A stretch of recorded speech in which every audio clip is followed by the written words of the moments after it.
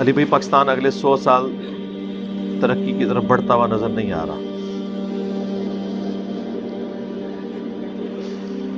جمہوری نظام سے بہتری آئے گی یا خلافت سے؟ میرے بھائی نہ خلافت سے کچھ ہونا ہے نہ ڈیموکریسی سے کچھ ہونا ہے. وہ غامدی سا والی بات ہے. ہم نے کافروں کے رول بھی ایمانداری سے اپلائی کیے ہوتے ہیں نا تو اس کی برکات بھی نظر آ جاتی. جب قوم کے چھوٹے سے لے کر بڑا تک ہر شخص دوسرے سے قربانی مانگ رہا ہے, خود کوئی قربانی کرنے کے لیے تیار نہیں ہے, تبدیلی کہاں سے آنی ہے میرے بھائی؟ کبھی نہیں آنی. یہ جتنے لوگ آ کے آپ کو غریبوں کا درد بتا رہے ہیں, ان سے یہ پوچھیں کہ تم لوگ کیوں اتنے بڑے بڑے محلات میں رہ رہے ہو, تقریریں ان کی سنیں, پھر سے پوچھیں تم سب لوگ 70 سال کے ہو چکے ہو, سارے ہو چکے ہیں 70 سال کے آلموسٹ. 100 کے حساب سے کیلکولیشن کر کے اپنا پورا معاملہ رکھ لو, باقی دے دو نا یار. قوم کا درد سینے میں ہر دوسرے دن دودھ اترا ہوتا ہے اس قوم کے لیے آپ کے, ٹھیک ہے؟ تو یار اپنی جیب ڈھیلی کرو نا, خود اپنا لیونگ سٹینڈرڈ تھوڑا سا نیچے لے آؤ اور وہ مال اللہ کی راہ میں خرچ کرو. ہم نہیں کہتے کہ تم پاکستان کی اسٹیٹ بینک کے پاس وہ مال رکھواؤ, نہیں, خود اپنے ہاتھوں سے خرچ کر دو, جہاں بہتر سمجھتے ہو لگاؤ. ایک ایک جلسے پہ ان کے 10 15 کروڑ روپے لگ رہا ہے اور نکل رہا کیا اس میں سے؟ چند ٹی وی اینکرز کی نوکری کہ وہ اس جلسے میں ہوئی بھی تقریر کو ڈسکس کریں گے. وہ سرکار تقریر آپ گھر بیٹھ کے کر لیں سوشل میڈیا کے ذریعے, تب بھی آپ کی تقریر جو آپ نے بونگیاں ارشاد فرمانی ہے وہ ڈسکس ہوں گی. وہ بونگیاں آپ گھر میں بیٹھ کے ایک ویب کیم کے اوپر یا ایک کوئی کیمرہ لگا کے اس میں مار لیں تو ٹی وی اینکرز کی نوکری پھر بھی کھل جائے گی. اس کے لیے 15 کروڑ کا جلسہ کروانے کی کیا ضرورت ہے؟ 10-15 کروڑ ایوریج ہوتا ہے وہ لائٹنگ کا, اور باقی سارے خرچے آپ دیکھیں خود بتاتے ہیں. اب مجھے بتائیں یہ اتنے جلسے کروا رہے ہیں تو کیا ان کے گھروں میں کوئی سونے کے درخت لگے ہوئے ہیں جو توڑ رہے ہیں؟ اور اپنی جیب سے نہیں لگا رہے, یہ آپ کا ہی پیسہ ہے جو ان کے ساتھ بیٹھنے والے 2 نمبر لوگوں نے لوٹا ہوا ہے اور وہ اپنے لیڈرز کے اوپر لگا رہے ہوتے ہیں. انہی لیڈرز کی ناک کے نیچے انہوں نے یہ حرام کمایا ہوتا ہے, اور ان میں وہ لیڈر بھی شامل ہیں جو کہتے ہیں کہ جی ہم نے کبھی حرام نہیں کھایا. ہم کب کہتے ہیں کہ حرام آپ نے کھایا نہیں ہے, لیکن اربوں کا حرام آپ کے نیچے کھایا گیا اور آپ نے آنکھیں بند کی, تو گویا کہ آپ مجرم ہیں, کیونکہ رعیت کے بارے میں آپ سے سوال ہوگا. صحیح مسلم میں حدیث ہے کہ سب سے برا گڈریا وہ ہے جو حکمران گڈریا ہے. جیسے ایک گڈریا بھیڑ بکریوں کی حفاظت کرتا ہے نا, حکمران بھی اپنی قوم کی حفاظت کرتا ہے کہ اگر اس نے انصاف نہ کیا تو اس پہ جنت حرام ہے, تو مارا گیا نا وہ. یا اگر وہ حفاظت نہیں کر سکا تو اس کی بکری ماری جائے گی, لیکن حکمران اگر رعایا کی حفاظت نہ کر سکا تو حکمران مارا گیا, وہ جہنمی ہو گیا. پھر بخاری مسلم کی حدیث, تم میں سے ہر شخص نگہبان ہے اور اس سے اس کی رعیت کے بارے میں پوچھا جائے گا. پھر نبی الاسلام نے گنوایا کہ ایک حکمران جو ہے وہ اپنی رعایا کے اوپر حکمران ہے اور وہ اس کی رعیت ہے, اس سے پوچھا جائے گا. ایک مرد اپنی بیوی بچوں کے اوپر حکمران ہے, ایک عورت اپنے خامند کے مال اور اس کے بچوں کے اوپر نگہبان ہے, اس سے پوچھا جائے گا. وہاں تو کوئی دو نمبری نہیں کر رہی. نبی الاسلام نے ایک ایک چیز گنوائی. تقریروں میں آپ سن لیں جی حضرت عمر نے فرمایا تھا دریائے فرات کے کنارے کتا بھی بھوکا مر گیا, مجھ سے پوچھا جائے گا. اگے بھی ٹرونا تو اسی کیتا ہے صرف سنانے کے لیے, اور یہ سارے اس امام کے اندر ننگے ہیں. باقی میں آپ کے ساتھ یہ ایگری کرتا ہوں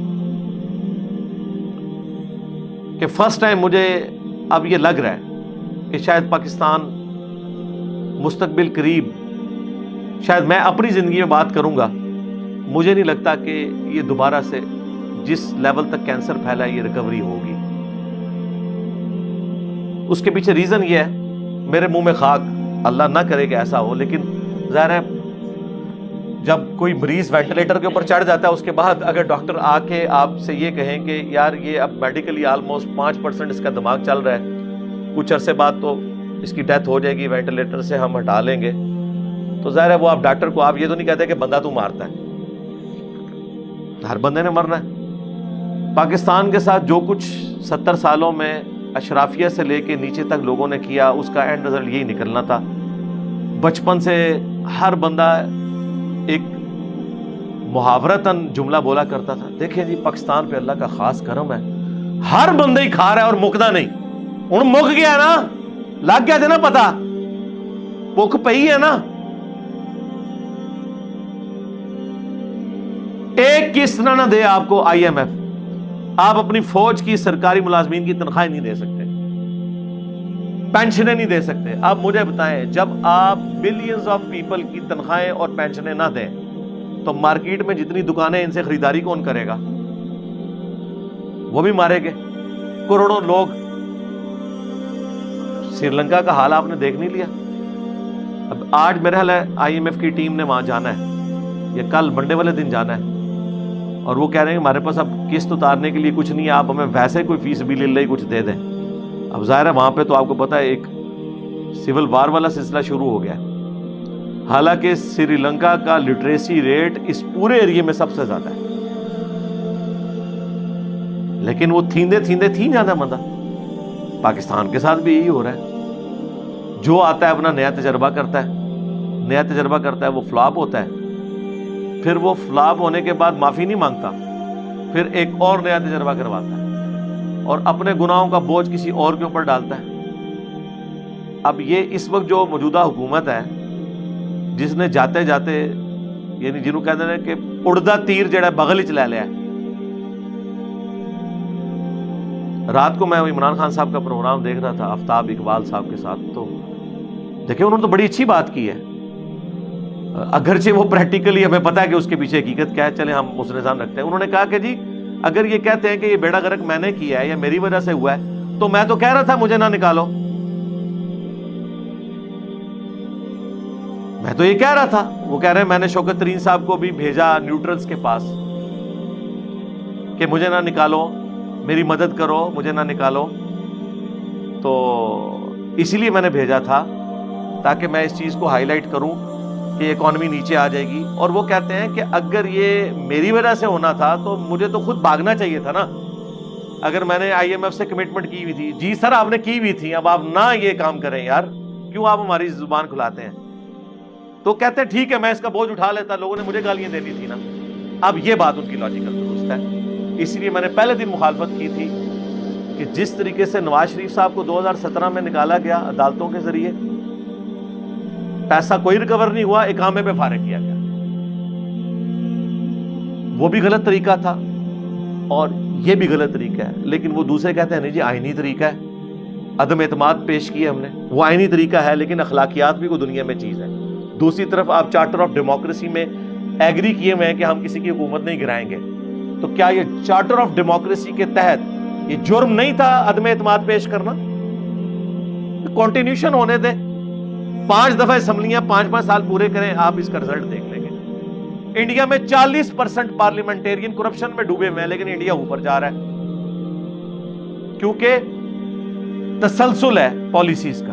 हम कहते हैं 2 चार्टर आप लिख दें, एक चार्टर ऑफ डेमोक्रेसी, तमाम जमातें, किसी की हुकूमत नहीं आप गिराएंगे, 5 साल अवाम फैसला करें कि इसको अगली हुकूमत देनी है नहीं। और दूसरा चार्टर ऑफ इकोनॉमी, जो इकोनॉमिक पॉलिसीज बनेगी वो मिल बैठ के होंगी, हुकूमत जिस मर्जी पार्टी की हो, लेकिन मिल बैठ के एक चीज डिसाइड होगी, चाहे किसी पार्टी की गवर्नमेंट आए, मुल्क की पॉलिसीज वैसे ही चलती रहे। जिस तरह ये FATF के चक्कर में हुआ है ना, सब बैठ के इन्होंने चलाया ना, तो इंशाल्लाह ताला उम्मीद है कि हम अभी अनऑफिशियल खबरें तो आ गई हैं कि ग्रे लिस्ट से इंशाल्लाह निकल जाएंगे, व्हाइट में आ जाएंगे, तो फायदा होता है उस तरीके से। तो ये 2 चीजें कर लें और मामलात को आगे लेके चलें। इस वक्त अब सूरत हाल मुल्क की संभलती हुई नजर नहीं आ रही, क्योंकि डैमेज बहुत बड़े लेवल का है। दीमक चाटती रहती है, अचानक एक दिन दरख्त नीचे आ जाता है। हम बचपन से सुनते हैं देखो जी पाकिस्तान नीचे मुकदा, इस तरह होता है यार, कोई चीज ना खत्म हो, इतनी बेदर्दी से आप खून करें किसी चीज का,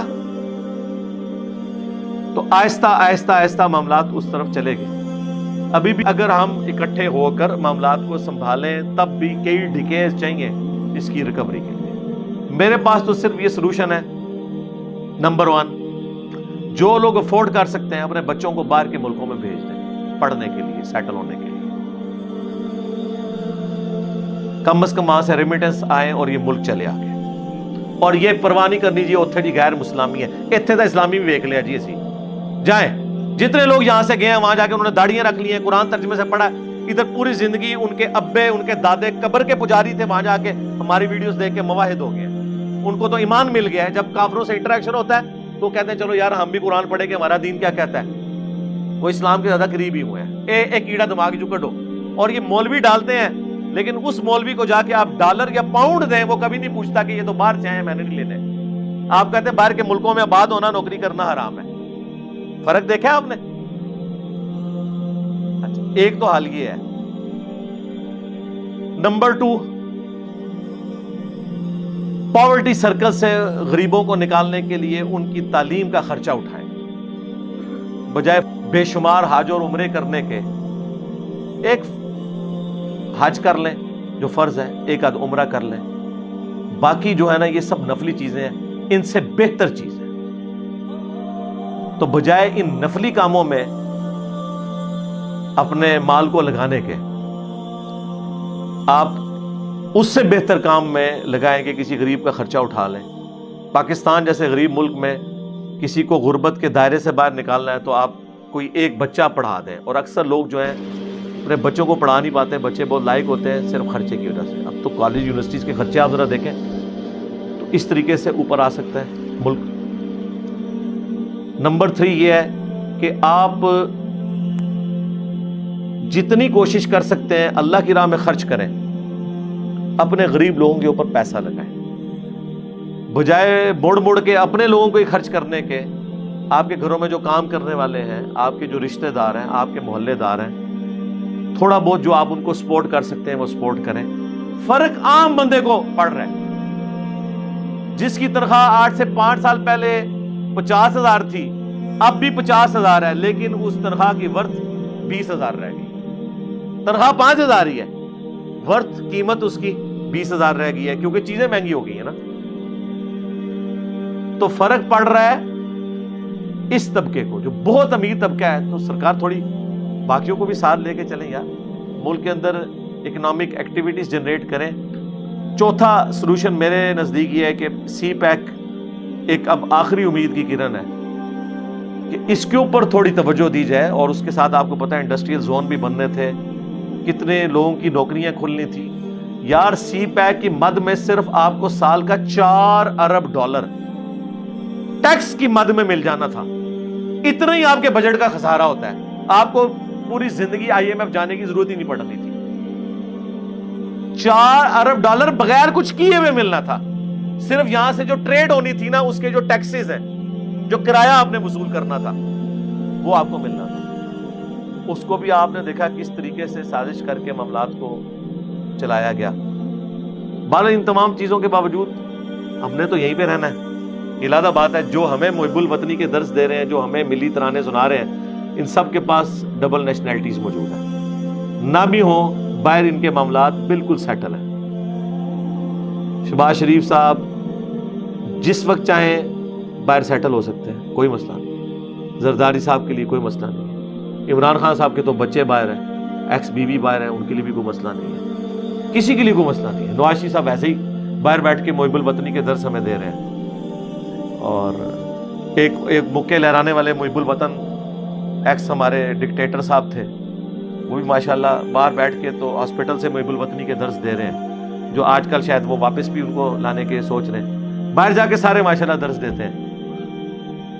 اور حقیقت بات ہے جو میں اکثر کہتا ہوں نا, کہ ایئر کنڈیشن گاڑی میں بیٹھ کے, ایئر کنڈیشن کوٹھی کے اندر بیٹھ کے, جھولے پہ جھولتے ہوئے یہ کہنا اللہ کے نبی چٹائی پر بیٹھتے تھے, یہ بہت آسان ہے, کیونکہ آپ نے تو چٹائی پہ بیٹھنا ہی نہیں ہے.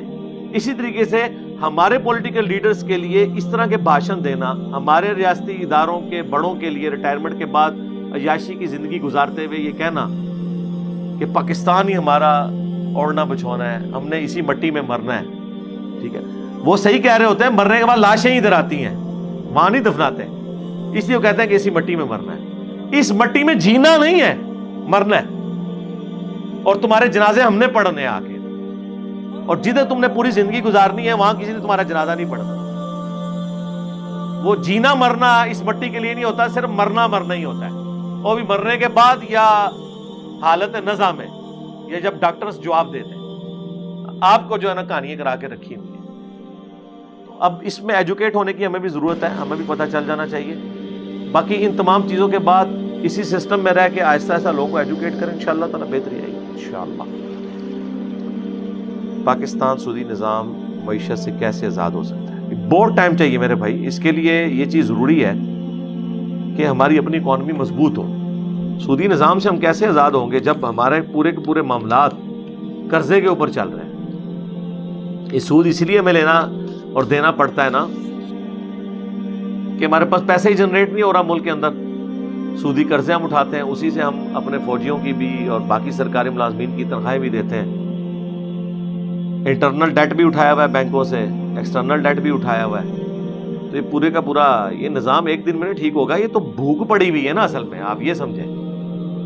یہ سوال اگر سعودی عرب میں کوئی کرے تو جن کی اکانومی اتنی مضبوط ہے, جن کے پاس نیچرل ریسورسز اتنے زیادہ ہیں, آپ دیکھیں ان کو بھی اندازہ ہوا ہے کہ تیل کچھ عرصے بعد ظاہر ہے نان رینیویبل ریسورس ہے نا, یہ تیل ختم تو ہو جانا ہے, تو وہ آپ دوسری چیزیں کر رہے ہیں. اندازہ کریں گندم سعودی عرب ایکسپورٹ کر رہے ہیں اور پاکستان امپورٹ کر رہا ہے فخر کے ساتھ کہ ہم رشیا سے گندم لینے والے ہیں. میں کہ کمائے ہوتے ہیں رشیا برفانی علاقہ وہ آپ کو گندم دے رہا ہے, اور دنیا میں سونے کی چڑیا سب کانٹیننٹ کا علاقہ جسے پوری دنیا کو گندم دینی چاہیے وہ گندم لے رہے ہیں. اسپین چند سال پہلے کی بات ہے کہ انہوں نے زیتون کی وہاں پہ درخت لگانے شروع کیے موٹر وے کے آر پار 500 کلومیٹر تک. آج دنیا میں سب سے بڑا ایکسپورٹر ہے وہ زیتون کے تیل کا, اور کتنی مہنگی آئٹم ہے. پاکستان میں تو اس سے زیادہ, ویسے پاکستان میں بھی اب ماشاءاللہ کو معاملات بہتر ہونا شروع ہیں, لیکن ظاہر کمٹمنٹ کوئی نہیں نظر آتی کسی کی بھی. وہی میں نے کہا جب تک آپ چارٹر آف ڈیموکریسی اور چارٹر آف اکانومی نہیں لکھتے یہ ملک سیدھی پٹری پہ چل نہیں سکتے. دنیا میں جو مرضی حکمران آ جائے پاکستان کے اندر وہ ان دو چیزوں سے نہ ہٹ سکے, وہ پابند ہو اس کا اور اسے انشور کرے جوڈیشری کہ خبردار کوئی چیز وائلیٹ کی اٹھا کے پرے ماریں گے تمہیں بھی اور تمہارے کیے ہوئے کسی ڈیسیژن کو. اس کے اوپر آپ فکس کر لیں چارٹر آف ڈیموکریسی اور charter of economy. Charter of democracy یہ کہ کوئی حکومت نہیں گرائی جائے گی جب تک 5 سال پورے نہ ہو جائے, اور چارٹر آف اکانومی یہ کہ جو فائنینشیل مستقبل کے لیے ہم نے پلان کرنا ہے 20-25 سال کے لیے وہ ساری جماعتیں مل کے کریں کہ حکومت کوئی بھی آ جائے وہ اس کو لے کے چلے گی. یہ نہیں ہے کہ آپ موٹر پہ نواز شریف نے شروع کیا ہے, بے نظیر آئی ہے تو اس نے روک کے اس کو کچھ عرصے کے لیے روک لیا. نہیں, یہ کام نہ ہو. اگر ایک پروجیکٹ اچھا ہے اس کو آگے لے کے چلا جائے. اگر صحت کارڈ کا ڈیسیژن عمران خان صاحب نے کیا ہے, اب جو بعد والے ہیں وہ کہیں نہیں جی ہمارے پاس تو پیسہ ہی نہیں ہے. ہاں تمہارے پاس پیسہ جو ہے لوگوں کو عیاشیاں کروانے کا موجود ہے, غریب آدمی کے علاج کے لیے پیسہ نہیں ہے تمہارے پاس, ختم کرے.